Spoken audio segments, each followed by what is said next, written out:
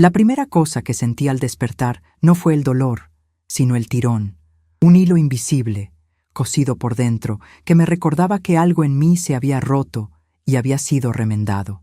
Llevaba 3 días en mi propia cama, en mi propia casa, y sin embargo me sentía como una invitada, una que además estorbaba.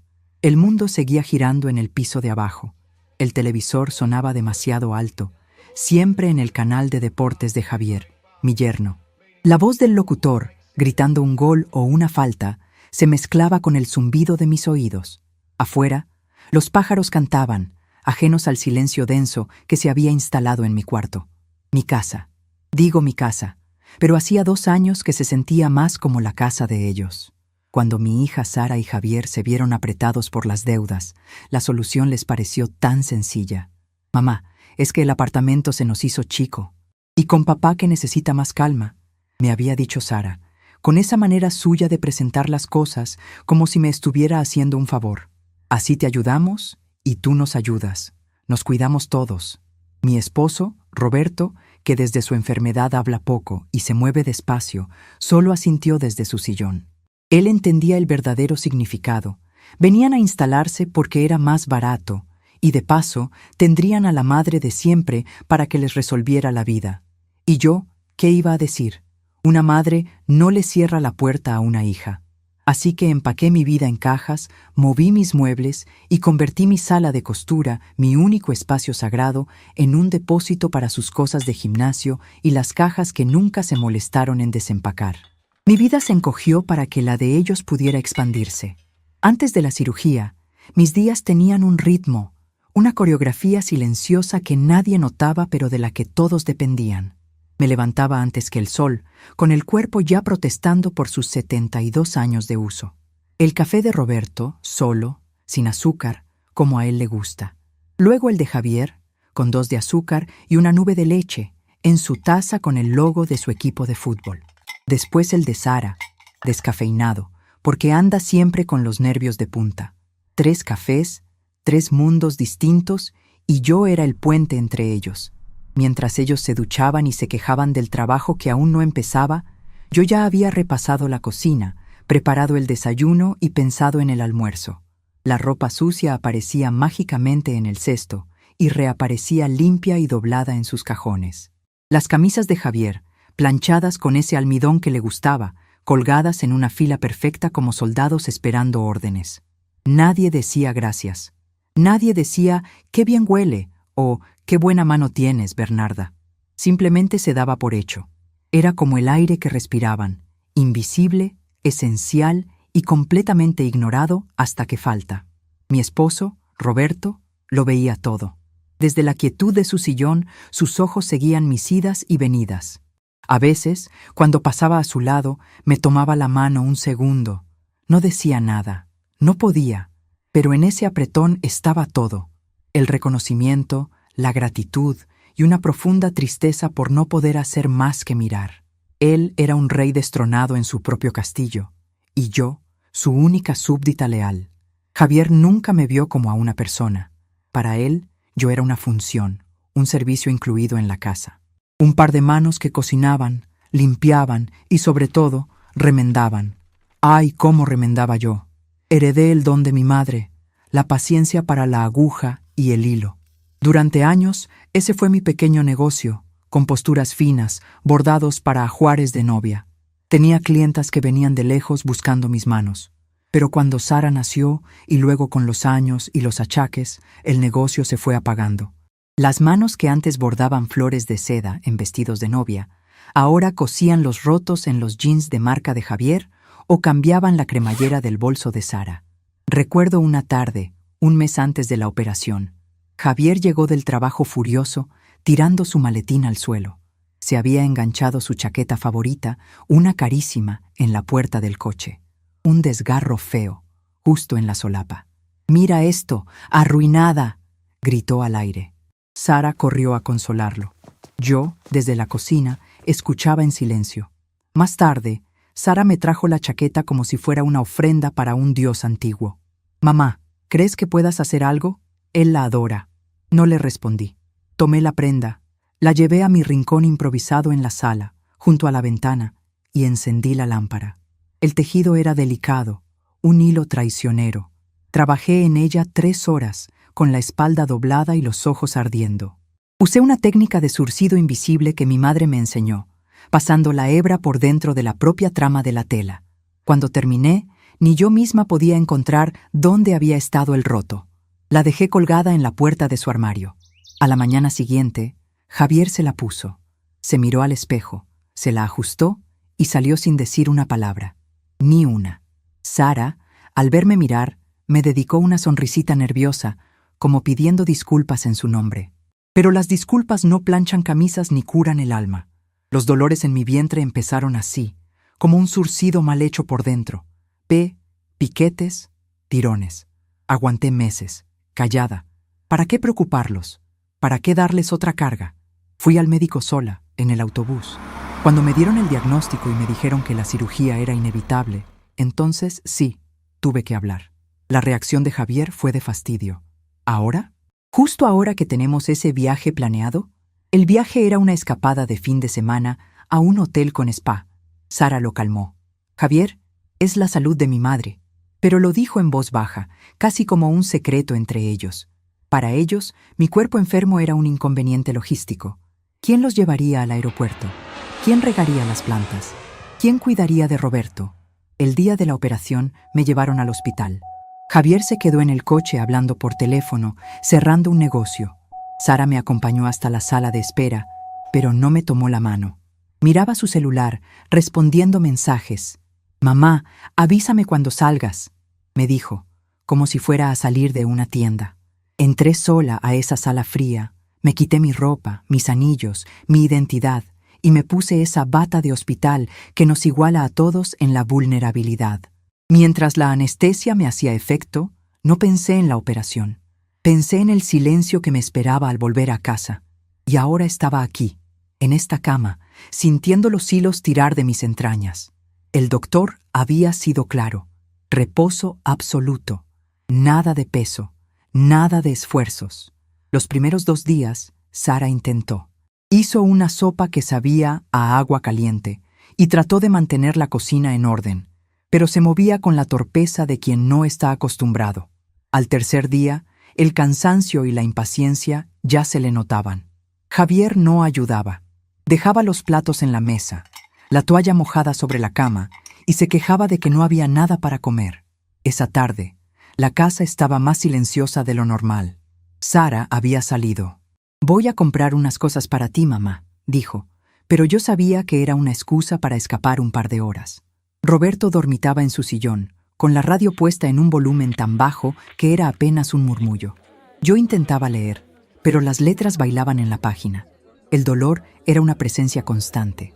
Un animal agazapado en mi abdomen. Eran casi las 7 de la noche. Mi estómago rugió, no de hambre, sino de vacío.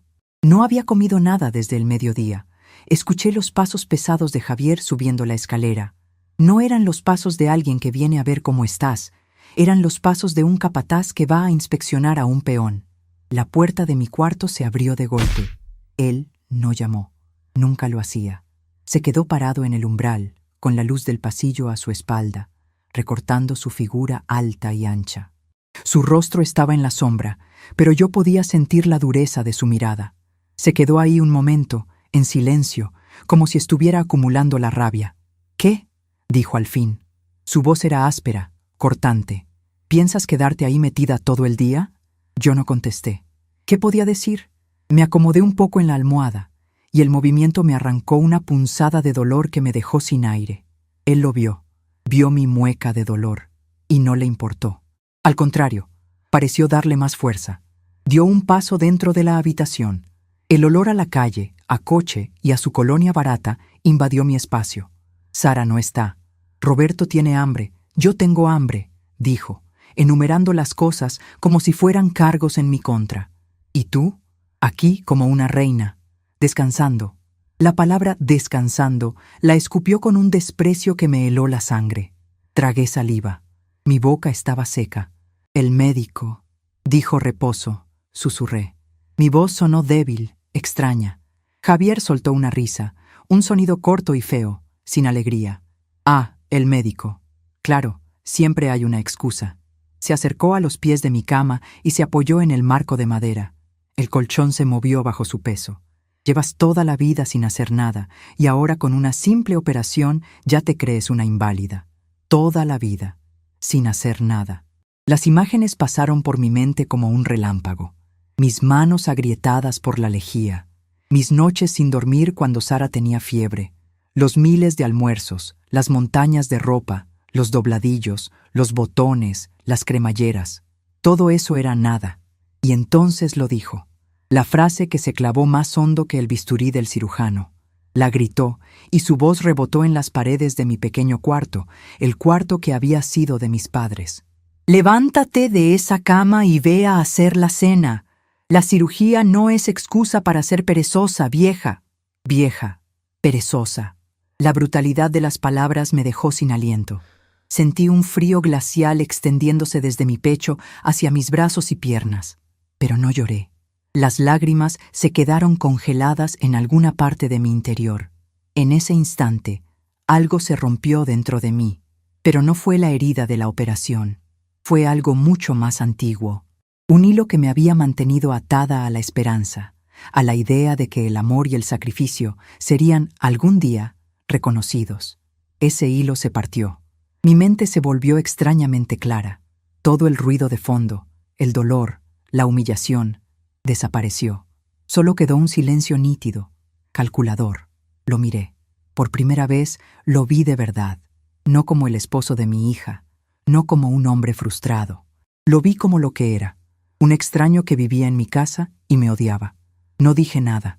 Lentamente, con un cuidado infinito, aparté la manta. Moví las piernas hacia el borde de la cama. Cada movimiento era una agonía. El tirón de los puntos internos era feroz, una protesta de mi cuerpo maltratado. Pero el dolor ya no importaba. Era solo una información más que mi cerebro registraba y archivaba. Me apoyé en mis codos, luego en mis manos, y me senté. El mundo dio una vuelta, pero me mantuve firme. Javier me miraba, con una expresión de triunfo cruel en su rostro. Creía que había ganado. Creía que su grito había funcionado. Puse los pies en el suelo frío. Me quedé quieta un segundo, reuniendo fuerzas. Luego me levanté. Mi cuerpo temblaba por el esfuerzo. Me apoyé en la cómoda para no caerme. Él no se movió para ayudarme. Solo observaba. Avancé, paso a paso, fuera del cuarto. Pasé a su lado, tan cerca que pude oler su aliento agrio. No lo miré. Mi vista estaba fija en el pasillo. Al pasar por la sala, vi a Roberto. Estaba despierto. Sus ojos, grandes y llenos de una pena inmensa, se encontraron con los míos. Él había escuchado, y en su mirada leí la bendición que necesitaba. No fui a la cocina. Giré hacia el pequeño cuarto que antes era mi sala de costura. Abrí la puerta. El olor a polvo y a tela guardada me recibió como un viejo amigo. Las cajas de Javier y Sara estaban apiladas contra una pared. En un rincón, sobre una mesita, estaba mi vieja caja de costura y a su lado, mi teléfono. Pero mis ojos se posaron en otra cosa. Apoyado contra la pared, casi olvidado, estaba mi viejo bastidor de castigo. Era un aro de madera oscura, pulido por décadas de uso. No era el que usaba para mis bordados bonitos, para las flores y los monogramas. Este era el que usaba para los trabajos difíciles, para las telas gruesas que se resistían a la aguja, para los zurcidos que requerían una tensión brutal para que el remiendo quedara plano. Lo llamaba mi bastidor de castigo, porque trabajar con él era una penitencia para mis dedos y mi vista. Sostenía la tela en una tensión implacable, sin ceder un milímetro. Extendí la mano y toqué la madera suave y fría. Sentí las muescas y los arañazos, cada uno una memoria de un trabajo ingrato, de un favor no agradecido. Ese bastidor era el símbolo de mi vida, siempre manteniendo todo tenso, unido, a costa de mi propio esfuerzo, para que el resultado pareciera perfecto por fuera. Aparté la mano del bastidor. Tomé mi celular. La pantalla se iluminó, mostrándome mi propio reflejo, el de una mujer pálida, con el pelo revuelto y los ojos hundidos. Busqué en mis contactos, no el de mi hija, no el de un familiar. Busqué el número que había guardado hacía meses, una tarde en que la soledad me había pesado más de la cuenta, por si acaso. Marqué. Me llevé el teléfono a la oreja. El dolor en mi costado era agudo, pero mi voz, cuando hablé, fue firme, sorprendentemente firme. «Buenas tardes», dije en voz baja. «Hablo para solicitar un servicio. Necesito un camión de mudanzas». No esperé una respuesta. Colgué y dejé el teléfono sobre la mesita. Salí de la habitación y, en lugar de volver a mi cuarto, caminé hasta la habitación de invitados, al final del pasillo. Entré. Cerré la puerta detrás de mí y el clic del pestillo fue el sonido más claro que había escuchado en años. El silencio que siguió al clic del pestillo era un universo nuevo. Dentro de ese cuarto de invitados, el aire era distinto, estancado y con un leve olor a naftalina, el perfume de las cosas que nadie usa. Era un cuarto ajeno, con muebles que no eran míos, una colcha floreada que Sara había comprado en una barata y un crucifijo de plástico colgado sobre la cabecera. Nunca me había gustado ese cuarto. Se sentía frío, sin alma, pero en ese momento era mi fortaleza, mi trinchera, el único lugar en mi propia casa donde la voz de Javier no podía alcanzarme del todo. Escuché sus pasos pesados volver sobre el pasillo. Se detuvo frente a la puerta. Esperé el golpe. Y llegó. No uno, sino 3, secos y autoritarios, como si estuviera llamando a un sirviente. «Bernarda, ¿qué demonios haces? ¡Abre la puerta!». No me moví. Estaba de pie, en el centro de la pequeña habitación, con la mano todavía en el pomo. El dolor en mi vientre era una brasa ardiente, y cada respiración la avivaba. Me concentré en ese dolor. Era real, era mío. A diferencia del dolor que Javier infligía, este tenía una causa física, un principio y un fin. Podía manejarlo. «Te estoy hablando. ¡Abre ahora mismo!». Su voz subió de tono, rasgándose con incredulidad y rabia. Caminé lentamente hasta la cama y me senté en el borde. El colchón era duro, incómodo. Miré mis manos, apoyadas en mi regazo. Estaban temblando, pero no de miedo. Era la adrenalina, el esfuerzo de haberme levantado, el peso de la decisión que acababa de tomar. Una decisión que llevaba años gestándose en el silencio de mis madrugadas, en el vapor de los 3 cafés distintos, en cada puntada invisible que daba para remendar la vida de otros. Afuera, el silencio. Javier debió haberse cansado de gritar. O quizás se dio cuenta de lo ridículo que se veía, un hombretón gritándole a una puerta cerrada. Imaginé su cara, roja de furia, sin entender qué estaba pasando. Para él, el mundo era simple. Él daba una orden y yo obedecía. Que esa ecuación fallara era para su mente como si el sol se negara a salir. Imposible. Me recosté con cuidado, apoyando la cabeza en las almohadas tiesas. Cerré los ojos. El plan no estaba completo en mi cabeza, pero la primera pieza, la más importante, ya se había movido. El camión. ¿Cuándo vendrían? El hombre al teléfono había dicho que tenía un equipo disponible para mañana a primera hora. «A las 8 en punto, señora. Si le parece bien». Me parecía perfecto. Mañana a las 8. Eso me daba tiempo. Tiempo para lo que venía después. La llamada había sido el detonador, pero la verdadera batalla se libraría aquí dentro, en estas paredes. Mi mente, que durante días había estado nublada por el dolor y la anestesia, se sentía ahora como un cielo despejado después de una tormenta. Fría, clara y vasta. Empecé a ordenar mis pensamientos como si fueran los hilos de colores en mi caja de costura. El hilo rojo, la casa, era mía. Bueno, mía y de Roberto. La heredé de mis padres. Y cuando nos casamos, Roberto trabajó día y noche para ampliarla, para construir el segundo piso con sus propias manos. Cada ladrillo tenía el sudor de nuestra juventud. En la escritura, que yo guardaba en una caja de metal en el fondo de mi armario, figuraban nuestros 2 nombres, Bernarda y Roberto. En ninguna parte decía Javier y Sara. Ese era el hecho fundamental, la viga maestra sobre la que iba a construir todo lo demás. El hilo azul, Roberto. Mi Roberto. Él no podía hablar mucho, pero entendía todo. Sus ojos eran mi barómetro, mi brújula moral. Sabía que él había escuchado el grito de Javier. Sabía que su silencio en el sillón no era de indiferencia, sino de una impotencia que lo consumía. Necesitaba hablar con él. No con muchas palabras, porque él ya no las tenía y yo no las necesitaba. Necesitaba que sus ojos me dieran el permiso final. El hilo negro. Javier y Sara. Tenía que enfrentarlos, pero no como ellos esperaban. No con gritos, no con reproches, no con lágrimas. Esa era su arena, su terreno. Yo los enfrentaría en el mío, el de los hechos consumados, el de la calma implacable, la misma calma con la que había zurcido su chaqueta carísima. No verían la aguja, no sentirían el hilo, hasta que la tela estuviera unida de nuevo, pero de una forma que ellos no podrían romper jamás. El hilo dorado, mis cosas. No eran muchas, pero eran mías. Mi máquina de coser, mi caja de hilos y botones que había sido de mi madre, mis álbumes de fotos, la vajilla de porcelana que solo usábamos en Navidad. Y lo más importante, mi bastidor de castigo. Lo quería conmigo. Era un recordatorio de que la tensión, bien aplicada, no rompe las cosas, las repara. Me quedé quieta en esa cama ajena por lo que pareció una eternidad. El hambre había desaparecido, reemplazada por una determinación helada. Escuché a Sara llegar. Su voz era un murmullo ansioso en el piso de abajo. Luego, la voz de Javier, más baja ahora, contándole su versión de los hechos.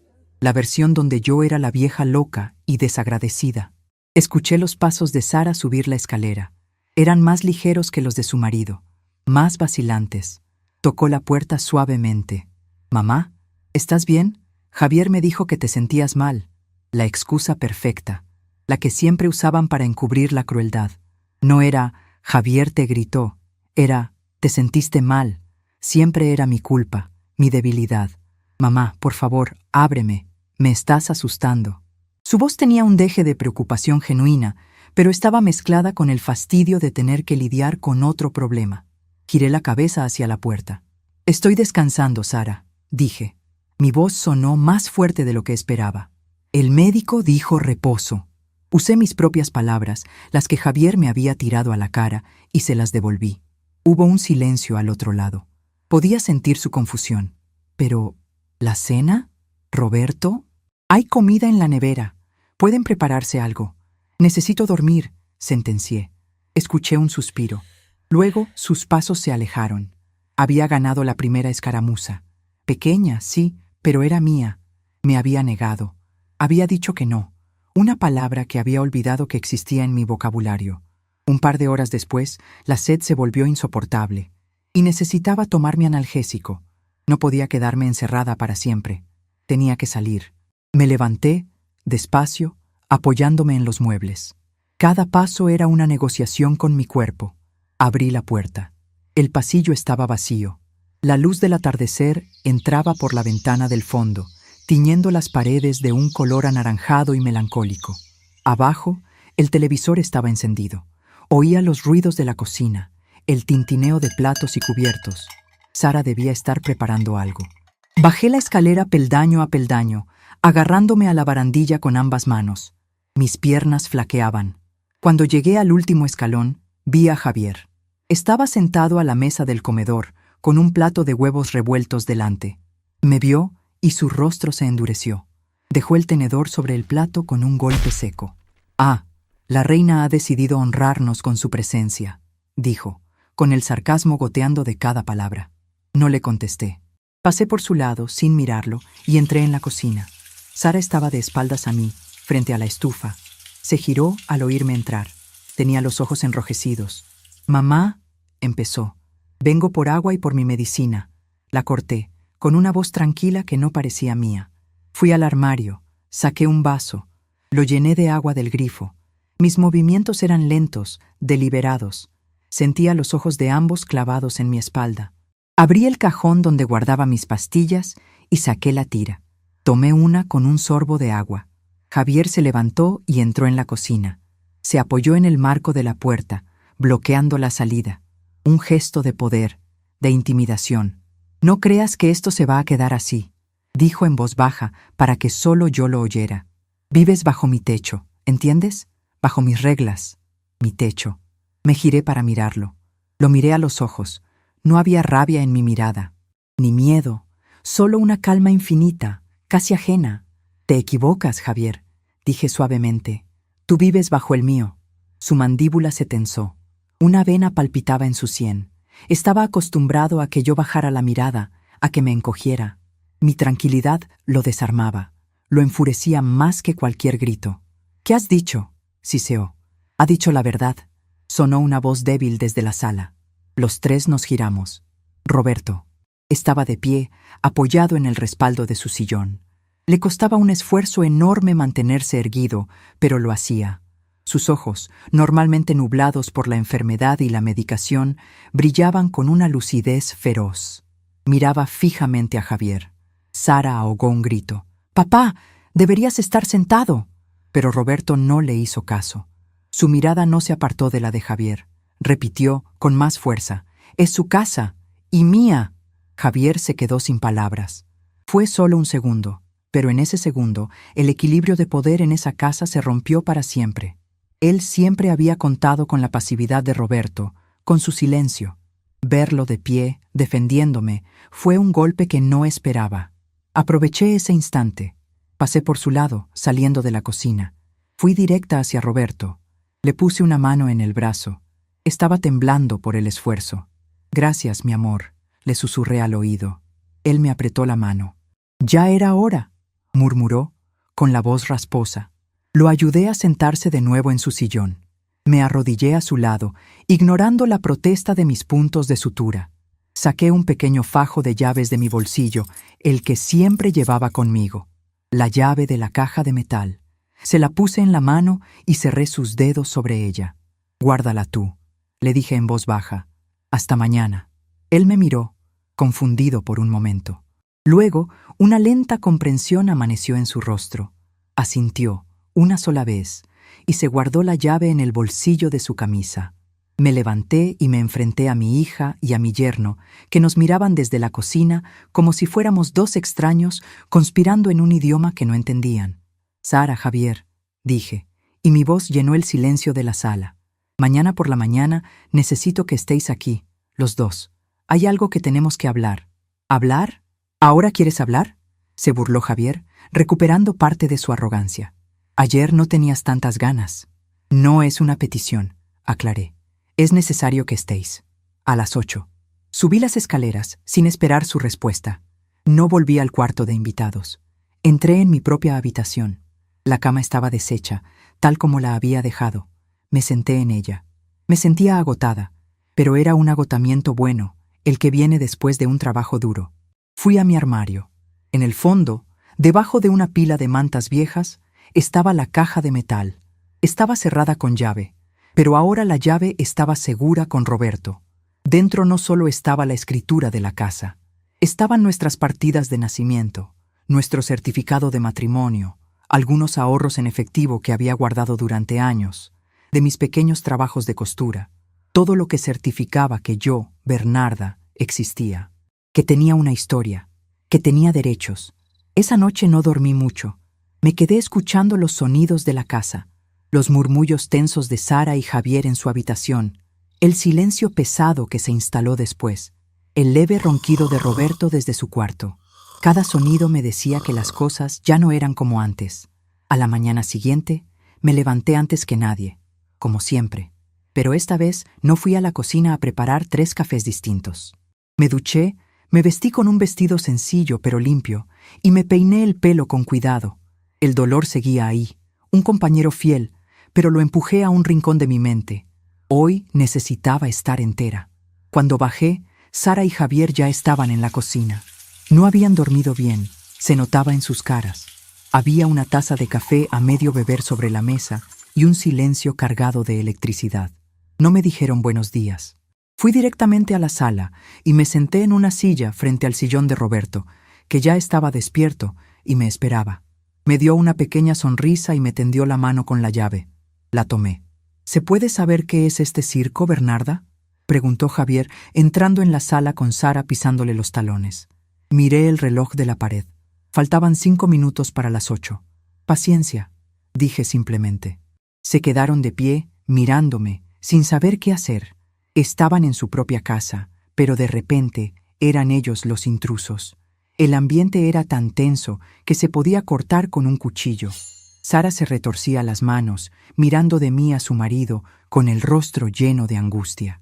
Javier cruzó los brazos sobre el pecho, adoptando una postura desafiante. Y entonces se oyó. Primero fue un murmullo lejano, un zumbido grave que fue creciendo en intensidad. Luego, el sonido inconfundible de un motor diésel, grande, pesado. Un chirrido de frenos de aire rompió el silencio de nuestra calle tranquila. Javier frunció el ceño. ¿Qué demonios es eso? Se acercó a la ventana que daba a la calle y apartó la cortina. Se quedó paralizado por un momento. Su rostro pasó de la confusión a la más absoluta incredulidad. No puede ser, murmuró. Sara corrió a su lado. ¿Qué es, Javier? ¿Qué pasa? Él no contestó. Se giró lentamente para mirarme. Sus ojos, por primera vez desde que lo conocía, reflejaban algo parecido al pánico. Es un camión de mudanzas, dijo, y su voz fue apenas un susurro. Hay un camión de mudanzas gigante aparcado delante de nuestra casa. El silencio que dejó la frase de Javier fue denso, pesado, como el aire antes de una tormenta. Sara se llevó una mano a la boca, sus ojos yendo del rostro pálido de su marido al camión enorme que bloqueaba la vista de la calle, una bestia amarilla y metálica aparcada frente a la normalidad de nuestro barrio.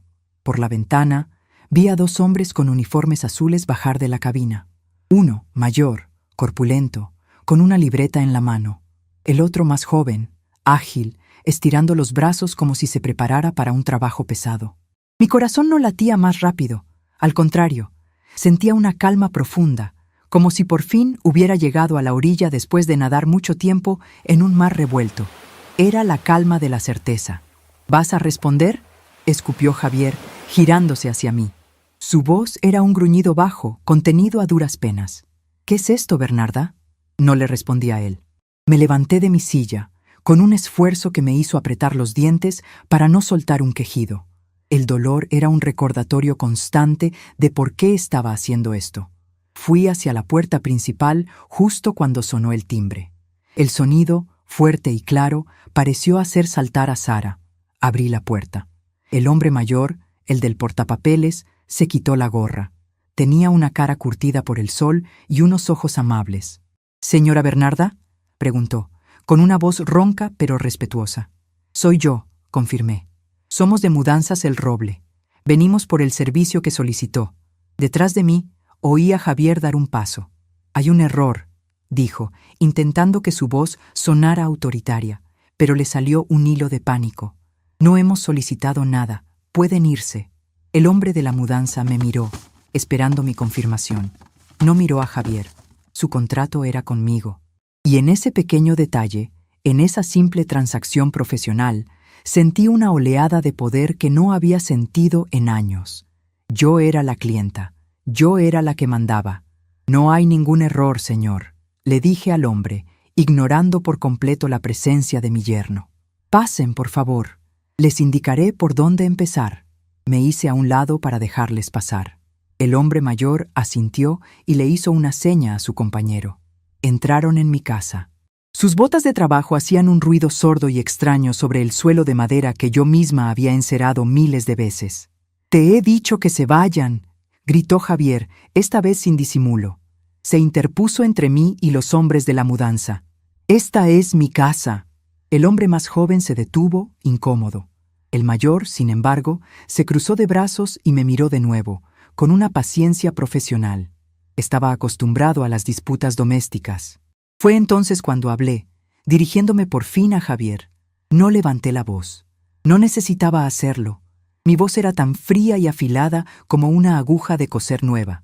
«No, Javier, esta no es tu casa. Nunca lo ha sido». Me giré hacia el hombre del portapapeles. «Empezaremos por mis cosas personales en el cuarto principal. Luego, todo lo que hay en la antigua sala de costura y la máquina de coser que está en el salón. Con mucho cuidado, por favor. Es antigua. No te atrevas a tocar mis cosas», chilló Sara, que hasta ese momento había sido una estatua de pánico. «Mamá, ahí está mi ropa, mis...» «No voy a tocar nada tuyo, Sara», la interrumpí con la misma calma mortal. «Solo me llevo lo que es mío, lo que traje a esta casa cuando me casé con tu padre y lo que he ido acumulando en 50 años de vida. Ustedes podrán quedarse con el resto, por ahora». La última frase quedó flotando en el aire. Javier se quedó paralizado. Su mente, tan simple y directa, no podía procesar lo que estaba sucediendo. Veía las piezas, pero no entendía el juego. Vio que yo no estaba llorando, no estaba suplicando, estaba dando órdenes, y lo peor de todo, me estaban obedeciendo. «Señores, por aquí», dije, y empecé a subir las escaleras, despacio, agarrándome a la barandilla. Los 2 hombres de la mudanza me siguieron, pasando por el lado de un Javier petrificado. Cuando llegamos al rellano, me volví. Sara estaba llorando, con sollozos silenciosos que le sacudían el cuerpo. Javier la miraba a ella, luego a mí, luego a los hombres que estaban en el piso de arriba de su supuesta casa. Estaba atrapado. Si usaba la fuerza física, se convertiría en un monstruo delante de extraños. Si no hacía nada, perdía todo el control. Y para un hombre como Javier, la pérdida de control era peor que la muerte. Les indiqué mi cuarto. «Todo lo que hay en este lado del armario», dije señalando. La ropa, las cajas de sombreros del estante de arriba, la cómoda entera, con todo lo que hay dentro. Con cuidado, hay cosas frágiles. El hombre mayor anotaba en su libreta. «Entendido, señora». Empezamos.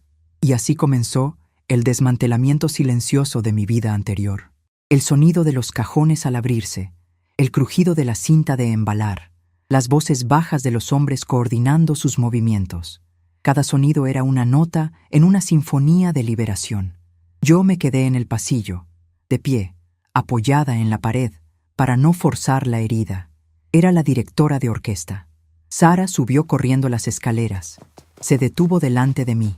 Su cara estaba descompuesta por el llanto y la incredulidad. «Mamá, por favor», suplicó en un susurro. «Para esto.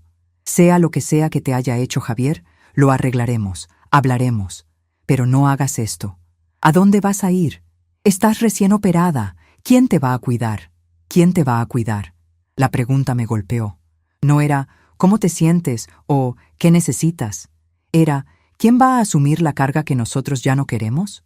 La miré, a mi única hija. Vi en su rostro el egoísmo infantil que yo misma había ayudado a cultivar, con años de servicio incondicional. «No te preocupes por quién me va a cuidar, Sara. He pasado 72 años cuidando de otros. Creo que ya he aprendido a cuidarme sola». «Pero no puedes. El médico dijo que necesitaba reposo», la atajé. «Y esta casa, hija mía, dejó de ser un lugar de reposo hace mucho tiempo. Se convirtió en un lugar de trabajo donde la empleada ni siquiera tiene derecho a enfermarse». Mi voz no tembló. Las palabras salieron limpias, precisas, como puntadas perfectas. Los hombres salieron de mi cuarto cargando la primera caja, llena de mi ropa. Al pasar, vi asomar la manga de mi Rebeca de lana azul, la que me tejí yo misma en un invierno lejano. Sara vio la caja y un nuevo sollozo se le escapó. «¿Y papá? ¿Has pensado en él? ¿Lo vas a dejar aquí, solo?». Era su última carta. La culpa siempre funcionaba. «A tu padre no lo voy a dejar en ninguna parte», dije.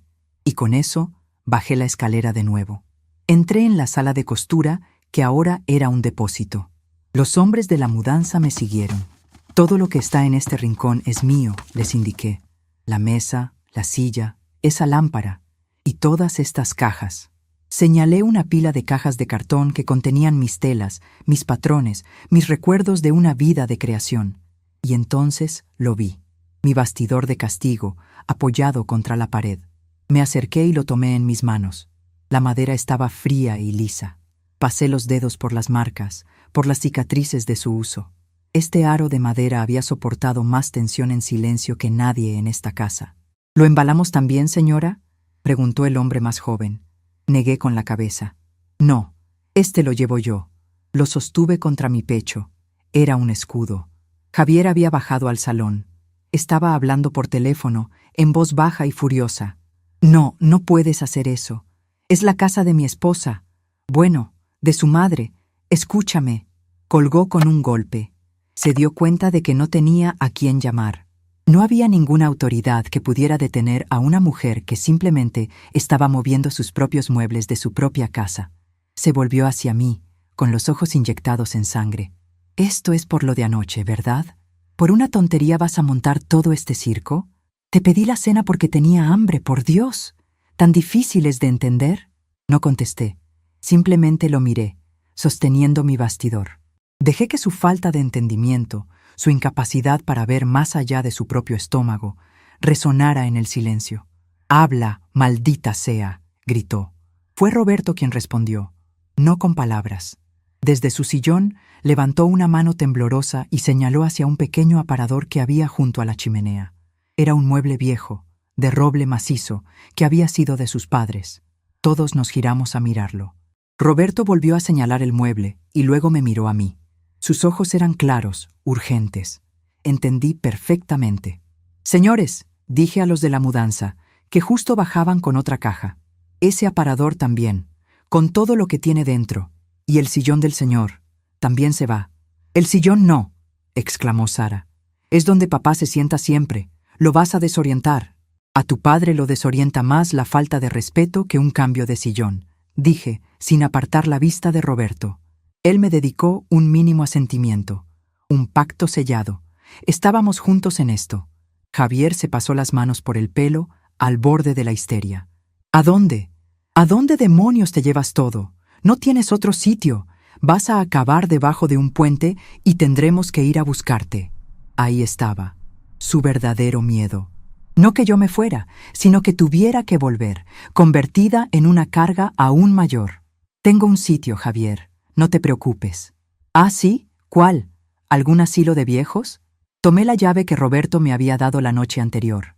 Fui a mi armario, abrí la caja de metal y saqué un fajo de papeles, la escritura de la casa y otro documento. Volví al salón. Los hombres de la mudanza ya estaban desmontando con cuidado el aparador de Roberto. La casa se sentía cada vez más vacía, más grande. «Esta casa, Javier, como puedes ver en la escritura, es mía y de Roberto, mitad y mitad», empecé a explicar con la calma de una maestra de escuela.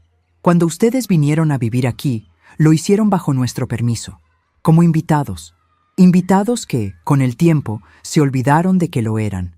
Extendí el segundo documento sobre la mesa de centro. Era un contrato de alquiler. Hace 6 meses, cuando me empezaron los dolores y vi que las cosas no iban bien, fui a ver a un abogado.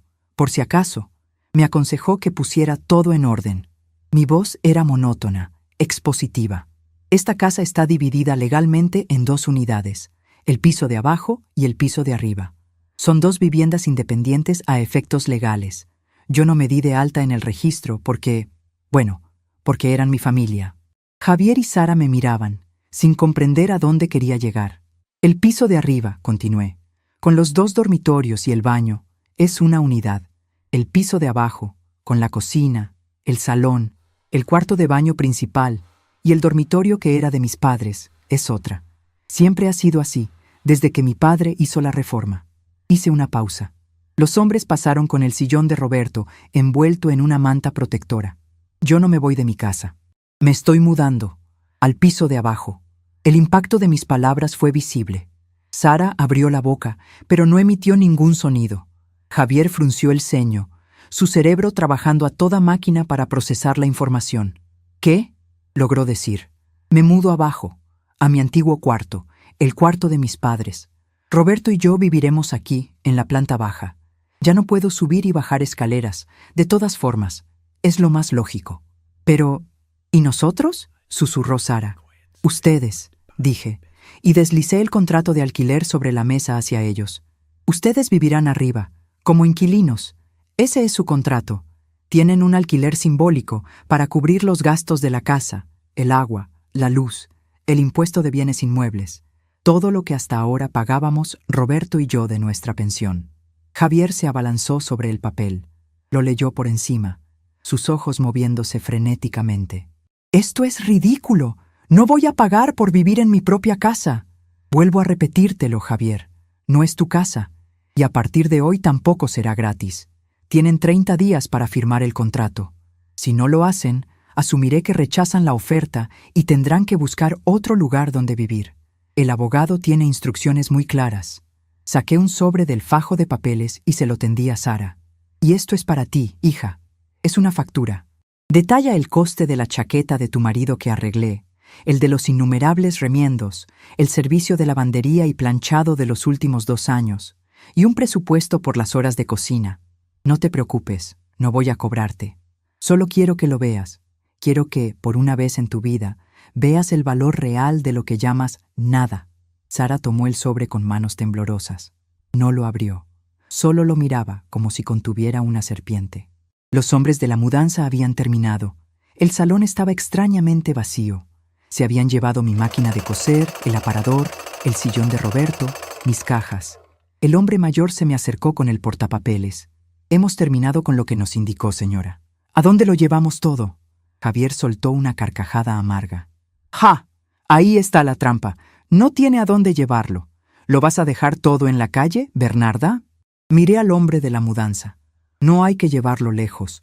Solo tienen que bajarlo todo al dormitorio principal de la planta baja.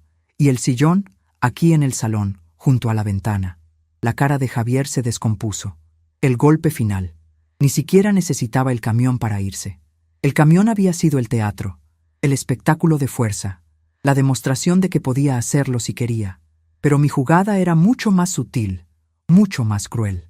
No los estaba echando, los estaba enjaulando, los estaba convirtiendo en extraños bajo mi propio techo, con reglas, con límites, con un precio que pagar. Los hombres empezaron a bajar los muebles. Vi pasar mi vida, mis cosas, para ser reinstaladas a pocos metros de distancia, pero en un universo completamente diferente. Ayudé a Roberto a levantarse y lo acompañé hasta su sillón, ahora colocado en su nuevo lugar. Se sentó con un suspiro de alivio. Desde allí, tenía una vista perfecta del jardín que tanto le gustaba. Me arrodillé a su lado. ¿Estás bien?, le susurré. Él me tomó la mano. Sus dedos estaban fríos, pero su apretón era firme. Mejor que nunca, dijo, con la voz entrecortada. Me levanté y miré a mi hija y a su marido. Estaban de pie en medio del salón medio vacío, como los supervivientes de un naufragio. Sara tenía el sobre apretado contra el pecho y las lágrimas le corrían por la cara. Javier tenía el contrato de alquiler arrugado en un puño. Su arrogancia se había desvanecido, reemplazada por una rabia impotente y una humillación que le amorataba el rostro. Los hombres de la mudanza terminaron su trabajo. El jefe me hizo firmar el albarán. Le pagué en efectivo, con el dinero que guardaba en mi caja de metal. Les di una buena propina. Gracias por su paciencia, les dije. A usted, señora, que se recupere pronto, respondió el hombre mayor y se fue. La puerta se cerró, y entonces, en la casa ahora silenciosa, solo quedamos nosotros 4. El sonido del motor del camión de mudanzas al alejarse fue el punto y final de la vida que habíamos conocido. Me acerqué a la mesa y recogí mi bastidor de castigo que había dejado allí. Lo sostuve con fuerza. Miré a Javier. La cena, dije, con una voz serena. La cocina está abajo. A partir de ahora, si tienes hambre, te la preparas tú. El eco de mis propias palabras se quedó flotando en el salón vacío. Te la preparas tú. Una frase tan simple, tan doméstica, y sin embargo, en ese momento, sonó como el portazo de una celda. Javier se quedó mirándome, con el contrato de alquiler todavía hecho una bola de papel arrugado en su puño.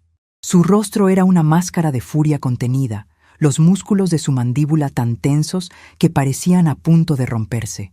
Sara, a su lado, era la imagen opuesta, deshecha, con el sobre que yo le había dado apretado contra el pecho como si fuera una herida. Sus hombros se sacudían con sollozos que ya no hacían ruido. Nadie se movió. El tiempo pareció congelarse en ese instante. Podía oír el tic-tac del viejo reloj de pared de la cocina, un sonido que durante años había marcado el ritmo de mis tareas y que ahora parecía contar los segundos de una nueva era. Podía sentir la punzada sorda de mi cicatriz, un dolor que me anclaba a la realidad, a la decisión irrevocable que había tomado. Roberto, desde su sillón, nos observaba a todos. Sus ojos, lúcidos y atentos, no mostraban triunfo, sino una profunda, inmensa tristeza. Él entendía, mejor que nadie, el precio de esa victoria, el precio de romper una familia para poder salvar lo que quedaba de ella. Finalmente, Javier se movió. No vino hacia mí. Se giró bruscamente hacia Sara. ¿Y bien?, le espetó, con una voz venenosa y baja. ¿Vas a decir algo? ¿O te vas a quedar ahí llorando como una niña?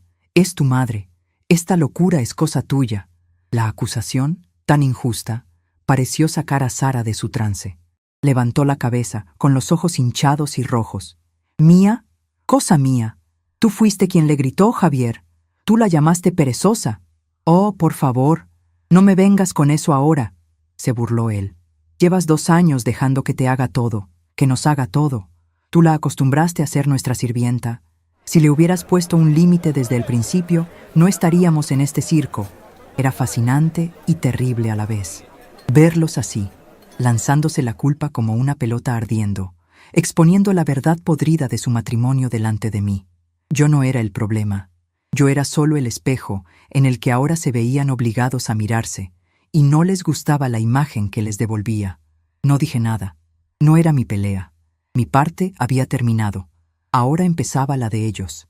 Con una lentitud deliberada, me acerqué a la mesa de costura que los hombres de la mudanza habían colocado en un rincón del salón, donde antes estaba el televisor gigante de Javier. Dejé mi bastidor de castigo sobre la superficie de madera. Luego, fui a la cocina. Sentí sus miradas siguiéndome, pero no me volví. La cocina era mi territorio. Siempre lo había sido, pero ahora de una forma distinta. Puse la tetera con agua en el fuego. El silbido familiar de la llama de gas fue un consuelo. Abrí la despensa. Estaba casi vacía. Sara había comprado algunas cosas, pero no había hecho una compra de verdad. Pan de molde, un poco de fiambre, yogures, comida de supervivencia. Saqué 2 tazas, las mías, las de todos los días. Puse una bolsita de manzanilla en cada una. Una para mí, para calmar el nudo que tenía en el estómago. Otra para Roberto. Él siempre tomaba una manzanilla después de cenar. Javier entró en la cocina como un vendaval. Abrió la nevera de par en par y se quedó mirando el interior desolador. La cerró de un portazo que hizo temblar los vasos en el escurridor. No hay nada, dijo como si fuera mi culpa. Absolutamente nada. Hay pan y queso, respondí sin mirarlo. Estaba concentrada en verter el agua hirviendo en las tazas. Él soltó una risa seca, desprovista de humor. ¿Pan y queso? ¿Crees que voy a cenar pan y queso? He estado trabajando todo el día. Entonces, supongo que tendrás que salir a comprar algo, o pedir comida a domicilio. Hay folletos de restaurantes en ese cajón. Señalé con la barbilla el cajón de los cachivaches. Se quedó mirándome, esperando que yo cediera, que suspirara y dijera, «Anda, siéntate, ahora te preparo algo». Era un hábito de 50 años, el de ceder, el de poner las necesidades de los demás por encima de las mías. Pero el hábito, como el hilo que se partió dentro de mí, se había roto para siempre. Tomé las 2 tazas y salí de la cocina. Él no se movió para impedirme el paso. Estaba demasiado sorprendido. Le llevé la manzanilla a Roberto. Él la tomó con sus manos temblorosas y me dedicó una mirada de pura gratitud. Me senté en una silla junto a él. Soplé el vapor de mi propia taza y di un pequeño sorbo. El calor me recorrió por dentro, un pequeño bálsamo en medio de la guerra fría que se había instalado en la casa. Sara apareció en el umbral del salón. Tenía el sobre en la mano. Lo había abierto. El papel con la factura detallada estaba desplegado. Su rostro estaba pálido, casi translúcido. «Mamá». Su voz era apenas un hilo. «¿Esto es en serio?» Asentí lentamente. «Léelo, Sara». En voz alta. «No, no puedo». «Sí, puedes», insistí, con una suavidad que era más implacable que cualquier grito. «Quiero que lo escuches.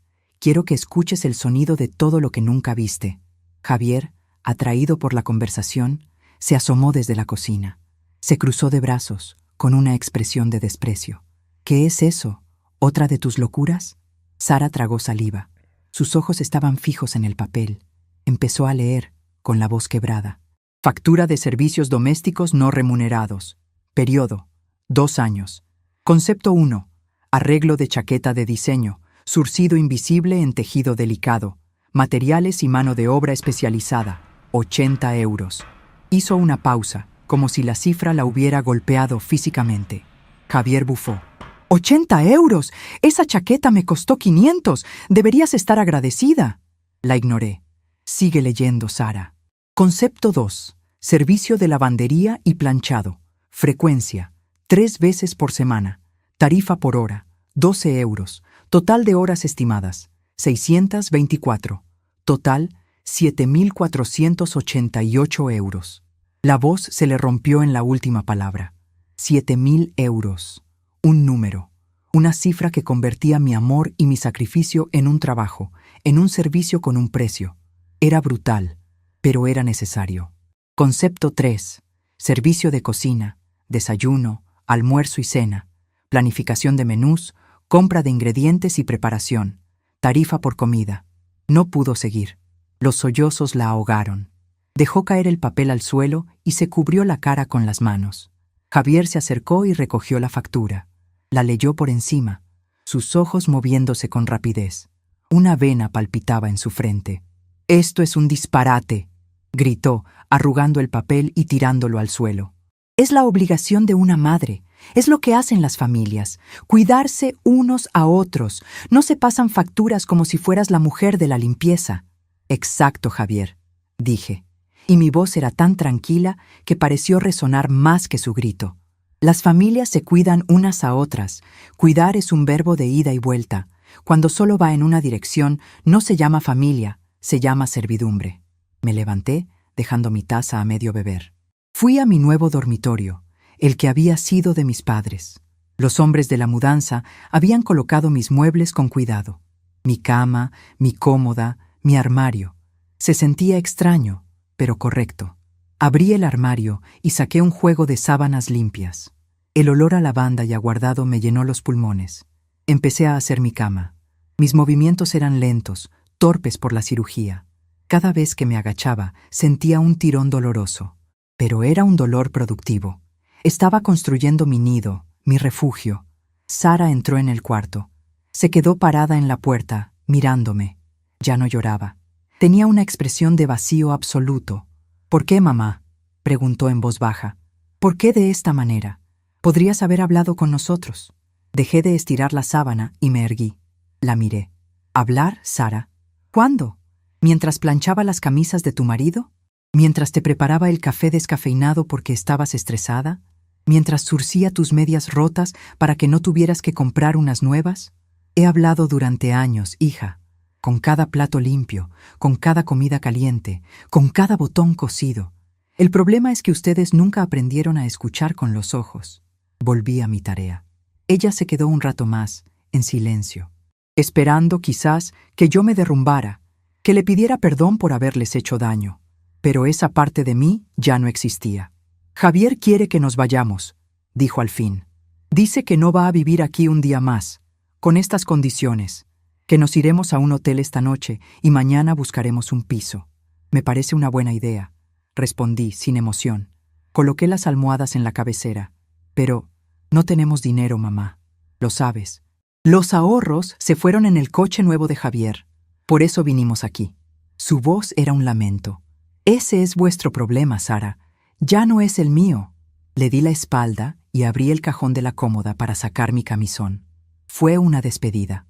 Un muro invisible que se levantó entre nosotras. Oí sus pasos alejarse y luego el sonido de la puerta de su cuarto cerrándose en el piso de arriba. Terminé de preparar mi cama. Me tomé mi analgésico y me puse el camisón. La casa quedó en un silencio denso. Oí a Javier subir las escaleras, dando zancadas furiosas. Oí sus voces, un murmullo tenso y airado que se filtraba a través del techo. Estaban discutiendo. La primera grieta en su frente unido. Me asomé al salón. Roberto se había quedado dormido en su sillón, con la taza de manzanilla vacía sobre la mesita. La radio seguía encendida, muy bajita, emitiendo una melodía suave. Lo tapé con una manta. Se removió en sueños, pero no se despertó. Por primera vez en mucho tiempo, parecía en paz. Apagué la luz principal del salón, dejando solo una pequeña lámpara encendida en un rincón. La casa a oscuras se sentía diferente, más mía. El piso de arriba era ahora un territorio extranjero. Volví a mi cuarto y me metí en la cama. El colchón era el mío, el de siempre, pero en una habitación nueva. Me dolía todo el cuerpo. Estaba agotada hasta los huesos. Pero mientras me acurrucaba bajo las sábanas, una sensación extraña me invadió. No era felicidad. Era algo más profundo, más tranquilo. Era la sensación de haber recuperado algo que ni siquiera sabía que había perdido. El control sobre mi propio espacio, sobre mi propio tiempo. Me quedé dormida escuchando el murmullo de la discusión en el piso de arriba. No sé cuánto tiempo dormí. Me despertó un ruido, un clic, luego otro. Abrí los ojos en la oscuridad. Agucé el oído. La casa estaba en silencio. La discusión había terminado. Miré el reloj digital de mi mesita de noche. Eran las 2 de la madrugada. Me levanté con cuidado. El dolor era más agudo por la noche. Fui a la cocina a por un vaso de agua. Al pasar por el salón, vi que la pequeña lámpara que había dejado encendida estaba apagada. Qué raro, pensé. Intenté encenderla. No funcionó. Probé con el interruptor principal del salón. Nada. La oscuridad era total. Fui a mi cuarto y probé con la luz de la mesita de noche. Tampoco. Toda la planta baja estaba a oscuras. No había luz. Un escalofrío me recorrió la espalda, y no era por el frío de la noche. Mi primer pensamiento fue que se había ido la luz en todo el barrio. Pero entonces miré por la ventana del salón, la que daba a la calle. Las farolas estaban encendidas. La casa del vecino de enfrente tenía una luz prendida en el porche. No era un apagón general. Era solo en mi casa, o, para ser más precisos, solo en mi parte de la casa. Porque entonces miré hacia arriba, hacia la ventana del cuarto de Sara y Javier. Y vi un fino hilo de luz que se filtraba por debajo de su puerta. Ellos tenían electricidad. Mi corazón empezó a latir con fuerza. La comprensión me golpeó con la fuerza de una bofetada. Fui a tientas hasta la entrada. Junto a la puerta principal había una pequeña puerta que daba al sótano, el lugar donde estaba el cuadro eléctrico general de la casa. La puerta estaba cerrada, pero no con llave. La abrí. El aire frío y húmedo del sótano me subió por la cara. Bajé los primeros escalones con un cuidado infinito, guiándome con la mano en la pared rugosa. No necesitaba bajar del todo.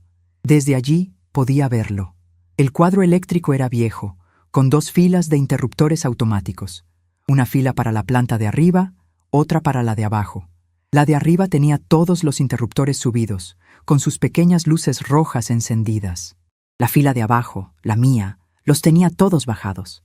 Alguien los había desconectado, manualmente, y solo una persona en esa casa era capaz de una maldad tan pequeña, tan mezquina, tan deliberadamente cruel.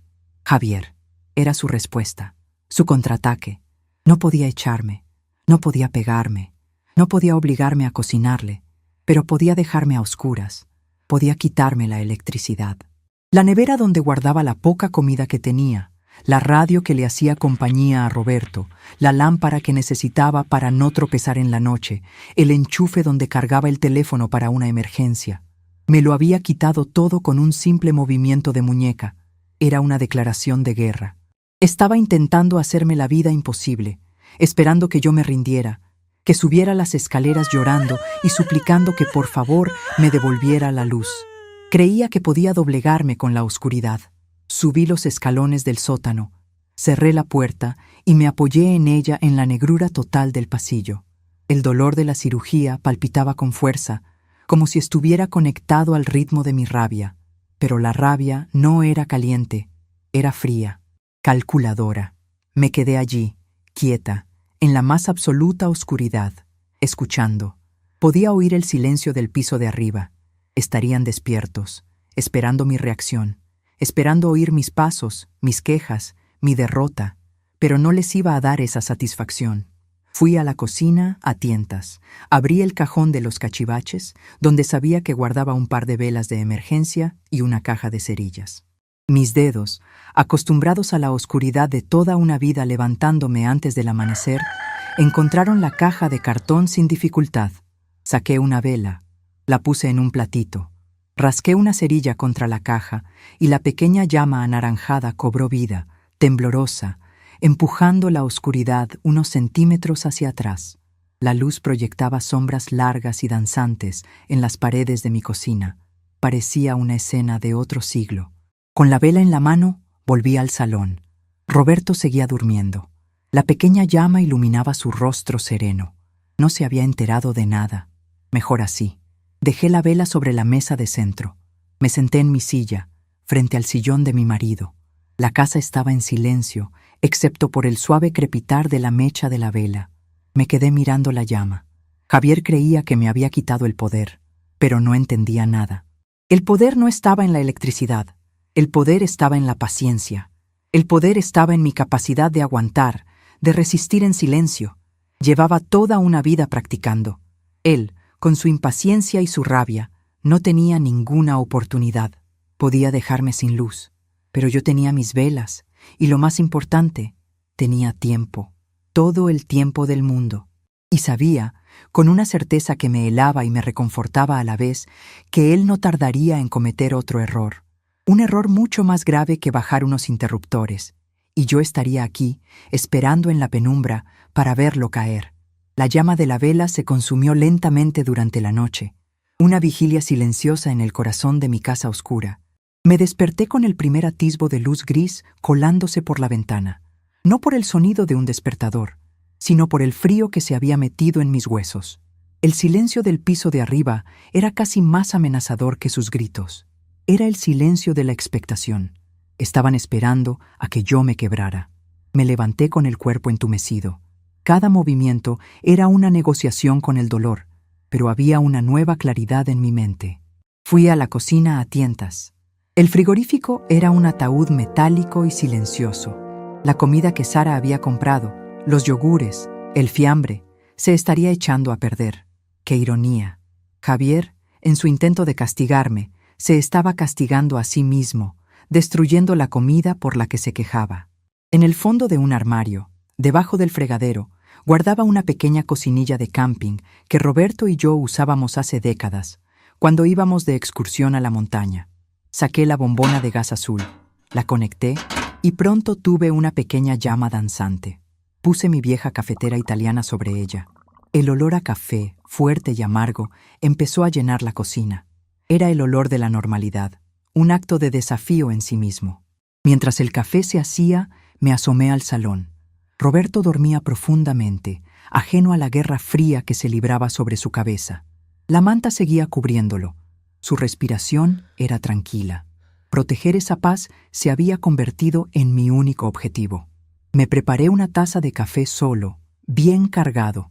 Me senté a la mesa de la cocina en la penumbra y di un sorbo. El calor y la cafeína me recorrieron como un chispazo de vida. Oí pasos en el piso de arriba. Luego el sonido del agua corriendo por las tuberías. Tenían agua caliente, ducha, luz. Lo tenían todo. Y sin embargo, eran prisioneros. La puerta de su cuarto se abrió. Oí a Javier bajar las escaleras. Se detuvo en el umbral del salón, y aunque yo no podía verlo desde la cocina, sentí su presencia. Esperaba encontrarme hecha un ovillo, tiritando de frío. En cambio, lo que debió llegarle fue el aroma desafiante de mi café. Entró en la cocina. Llevaba solo unos pantalones de pijama y su cara estaba hinchada por el sueño y la rabia. Vio la cocinilla de camping, la cafetera, mi taza humeante. Su rostro se desfiguró en una mueca de incredulidad. «¿Pero qué?» empezó. «Buenos días, Javier», dije, con la voz serena. Di otro sorbo a mi café. Se quedó mirándome, sin palabras. Mi calma era un muro contra el que su ira chocaba y se deshacía. Yo no estaba jugando a su juego. Había inventado uno nuevo, con mis propias reglas. «Esto no se va a quedar así», siseó. «Voy a llamar a un electricista. Voy a decir que hay un fallo en tu parte de la casa. Te voy a empapelar con facturas que no podrás pagar». «Adelante», respondí. «Pero cuando venga, asegúrate de que sea uno bueno. Porque tendrá que explicarle al seguro y al perito cómo es posible que todos los interruptores de mi cuadro bajaran solos y a la vez durante la noche. Son muy curiosos los electricistas». Su rostro enrojeció. Sabía que lo tenía atrapado. Cualquier profesional vería la manipulación en un segundo. Se dio media vuelta y salió de la cocina dando un portazo. Unos minutos después, oí la puerta principal cerrarse de golpe. Se había ido a trabajar. Sara bajó una hora más tarde. Tenía unas ojeras profundas y se movía como un autómata. No me miró. Fue directa a la nevera, la abrió y la cerró al ver que todo estaba a temperatura ambiente. Suspiró. «Mamá», empezó, con la voz agotada. «¿Sí, Sara? Por favor, basta ya. Hablaré con Javier, le diré que se disculpe, pero devuelve las cosas a como estaban antes, te lo ruego». Las cosas nunca volverán a ser como antes, hija, dije, y me levanté para lavar mi taza en el fregadero, con agua fría. Y no se trata de una disculpa. Una disculpa no arregla el desprecio. Esto ya no está en mis manos. Está en las vuestras. Tenéis un contrato sobre la mesa y un problema de actitud que resolver entre vosotros. No firmará ese contrato. Nunca, dijo ella con la voz muerta. Entonces tenéis 30 días para encontrar otro sitio. La cuenta atrás empezó ayer. No dijo nada más. Subió las escaleras con los hombros caídos. Los días que siguieron fueron una extraña sinfonía de hostilidad. Vivíamos en la misma casa, pero en planetas diferentes. Yo me adapté a mi nueva vida sin electricidad. Compré más velas y una linterna de pilas. Cocinaba en mi pequeña cocinilla de camping. Compraba la comida a diario, solo lo que necesitaba para Roberto y para mí. Leía por las tardes, junto a la ventana, hasta que la luz se iba. Era una vida sencilla, casi monacal. Arriba, la guerra de Javier se intensificó. Empezó con el ruido. Ponía la música a todo volumen a altas horas de la noche. Caminaba de un lado a otro con sus zapatos de calle, sus pasos retumbando directamente sobre mi dormitorio. A veces, en mitad de la noche, oía un golpe sordo, como si hubiera dejado caer algo pesado al suelo a propósito. Yo no reaccionaba. No subía a quejarme. No golpeaba el techo con una escoba. Simplemente aguantaba. Y cada mañana, cuando me cruzaba con él en la entrada, le daba los buenos días con la misma voz serena. Mi indiferencia lo estaba volviendo loco. Sara parecía un fantasma. La veía a veces en el jardín, hablando por teléfono en susurros. Había perdido peso. La tensión estaba devorándola. Un día la encontré en el porche, llorando en silencio. No me acerqué. Sabía que cualquier consuelo que yo pudiera ofrecerle sería visto como una manipulación. Tenía que encontrar su propio camino para salir de la jaula que ella misma había ayudado a construir. Una tarde, una semana después del incidente de la mudanza, estaba sentada con Roberto en el salón. Había comprado una pequeña radio de pilas y sonaba una música clásica suave. Roberto escuchaba con los ojos cerrados, una leve sonrisa en sus labios. Yo estaba repasando los bajos de unos pantalones suyos. Usaba un pequeño costurero de viaje, ya que mi mesa de costura estaba en la penumbra. De repente, el estruendo que vino del piso de arriba nos hizo saltar a los dos. No era música. Era un ruido de golpes, de cosas arrastrándose, seguido de la voz de Javier gritando, no a mí, sino a Sara. Las palabras eran ininteligibles, pero el tono era brutal. Roberto abrió los ojos de golpe. Me miró con una expresión de alarma. Puse mi mano sobre la suya. Tranquilo, mi amor, son solo ruidos. Pero entonces oímos a Sara gritar. No, Javier, eso no, por favor, es de papá. Un segundo después, hubo un estruendo ensordecedor, una mezcla de madera astillándose y cristal rompiéndose, justo encima de nuestras cabezas. El techo vibró. Un poco de polvo de yeso cayó sobre la alfombra. Roberto se intentó levantar del sillón. Su rostro, normalmente pasivo, estaba contraído por la angustia. Mi música, susurró. Su voz era un hilo roto. Y entonces lo entendí. En el cuarto que ahora usaban ellos, habíamos guardado en un armario el viejo tocadiscos de Roberto. Su tesoro. Una pieza de coleccionista que le regaló su padre, junto con su colección de discos de vinilo de zarzuela y ópera. Era lo único que Javier no se había atrevido a tirar cuando se mudaron. Se lo había cargado. Había destruido lo único que le quedaba a Roberto de su juventud, de su alegría. El ruido cesó. Se hizo un silencio sepulcral. En ese silencio tomé una decisión. Fui a mi cuarto, cogí mi teléfono móvil y marqué el número de mi abogado. Le expliqué la situación con una voz que no tembló.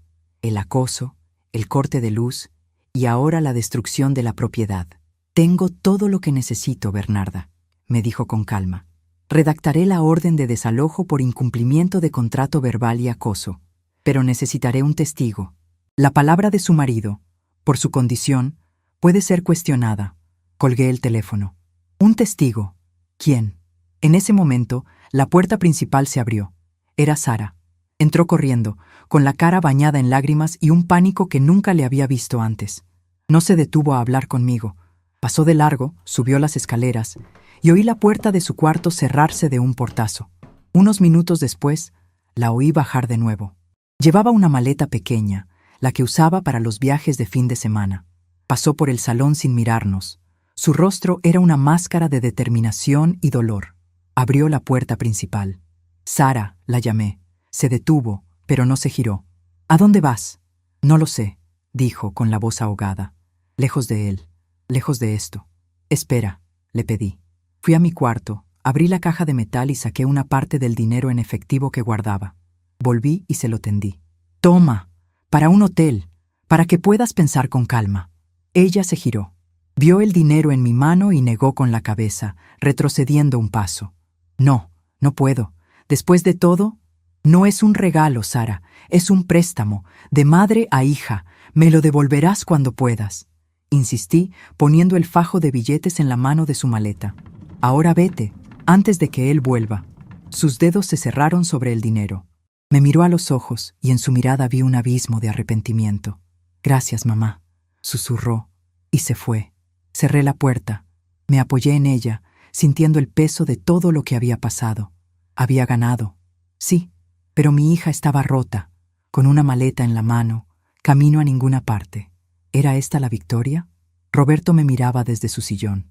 En sus ojos no había reproche, solo una comprensión infinita. Javier llegó una hora después. Entró dando un portazo, esperando encontrar la misma escena de siempre. Pero yo lo estaba esperando de pie en medio del salón. ¿Dónde está Sara?, preguntó al no verla. Se ha ido, respondí. Él parpadeó, confundido. ¿Ido? ¿A dónde? ¿A comprar el pan? No, Javier, se ha ido de verdad. Ha hecho la maleta y se ha marchado. Él se quedó mirándome y luego soltó una carcajada. ¡Qué buena broma! ¿Crees que me voy a tragar eso? Estará escondida en algún cuarto, esperando a que yo vaya a suplicarle. Búscala si quieres, dije, encogiéndome de hombros. Subió las escaleras de dos en dos, gritando su nombre. Oí las puertas abrirse y cerrarse con violencia. Unos minutos después, bajó. Su rostro estaba pálido. La arrogancia había desaparecido, reemplazada por un germen de pánico. El armario está medio vacío. Se ha llevado sus cosas, murmuró, más para sí mismo que para mí. Te lo he dicho. Y entonces sonó el timbre. Fui a abrir. Eran 2 agentes de policía. Detrás de ellos, mi abogado, el señor Ramírez, un hombre pequeño pero de aspecto tenaz. La cara de Javier se descompuso. ¿Qué es esto? El señor Javier, por favor, dijo uno de los agentes con voz neutra. Hemos recibido una denuncia por acoso y daños a la propiedad. ¿Podría acompañarnos a la comisaría para aclarar unos asuntos? Denuncia. ¡Esto es ridículo! ¡Es mi casa!, gritó él mirándome con odio. De hecho, no lo es, intervino el señor Ramírez, mostrando unos papeles. Y según la propietaria, la señora Bernarda, usted ha destruido bienes personales y ha creado un ambiente de intimidación insostenible. Además, su esposa, la señora Sara, ha abandonado el domicilio hace menos de 1 hora. Tenemos su declaración por teléfono. Ella es nuestro testigo. La sangre abandonó el rostro de Javier. Sara, la única persona que él creía tener bajo su control, lo había traicionado. Estaba completamente solo. No dijo nada más. Se puso los zapatos en silencio y salió escoltado por los policías. No me miró al pasar. Su derrota era tan absoluta que ni siquiera le quedaba rabia. Solo un vacío inmenso. El señor Ramírez se quedó conmigo. La orden de alejamiento estará lista mañana, Bernarda. No podrá acercarse a esta casa ni a usted. Le daremos 1 día y 1 hora, con supervisión policial, para que recoja el resto de sus pertenencias.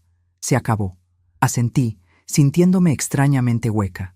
Gracias, señor Ramírez. Ha sido usted muy valiente, dijo él antes de irse. Cerré la puerta y el silencio que quedó en la casa era diferente. No era un silencio tenso, ni expectante. Era un silencio real, un silencio lleno de paz. Me acerqué a Roberto. Estaba llorando. Lágrimas silenciosas corrían por sus mejillas arrugadas. Le sequé la cara con mi pañuelo. Ya pasó, mi amor, le susurré. Ya pasó todo. Él me tomó la mano y la besó. Gracias, dijo. Y esa única palabra contenía un universo de gratitud. Pasaron 3 meses. La vida encontró un nuevo ritmo, tranquilo y predecible. Javier nunca volvió. Sus cosas fueron recogidas por una empresa de mudanzas un día que yo no estaba en casa. Según supe por el abogado, se había ido de la ciudad. Estaba solo, sin trabajo y sin familia. Sara me llamaba una vez por semana. Había alquilado un pequeño apartamento en el centro y había encontrado un trabajo como dependienta. Estaba yendo a terapia. Su voz sonaba más fuerte, más clara, en cada llamada. Aún no había venido a visitarme. Ambas sabíamos que necesitábamos tiempo. La herida era profunda y la cicatriz tardaría en formarse, pero por primera vez en mucho tiempo sentía que tenía una hija, no una extensión de los deseos de su marido. Una mañana, el sol entraba a raudales por la ventana del salón. Roberto y yo habíamos desayunado en calma. Yo le había comprado un nuevo tocadiscos, uno moderno pero de aspecto antiguo. Ahora mismo, una vieja grabación de Plácido Domingo llenaba la estancia. Roberto estaba en su sillón, con los ojos cerrados, marcando el ritmo suavemente con los dedos. Yo estaba sentada en mi mesa de costura. La casa estaba limpia, olía a cera y a limón. Todo estaba en su sitio, mi sitio. Sobre la mesa tenía varias labores a medio hacer, pero esa mañana no me apetecía remendar nada. Alargué la mano y cogí mi viejo bastidor de castigo. La madera oscura brillaba bajo el sol. Lo sentí pesado y familiar en mis manos. Saqué un trozo de lino blanco, nuevo, impecable. Lo tensé en el aro, apretando el tornillo hasta que la tela quedó tirante como la piel de un tambor. Busqué en mi caja de hilos. No elegí el blanco para zurcidos invisibles, ni el negro para remiendos fuertes. Mis dedos se deslizaron sobre los colores vivos. Saqué una hebra de un color rojo intenso, como las amapolas que crecían en el campo cuando era niña. Enhebré la aguja. No tenía ningún patrón en mente, ninguna orden que cumplir. Apoyé el bastidor en mi regazo, acerqué la aguja a la tela blanca y tensa y di la primera puntada. Y por primera vez en más años de los que podía contar, la aguja no reparaba nada roto, simplemente creaba.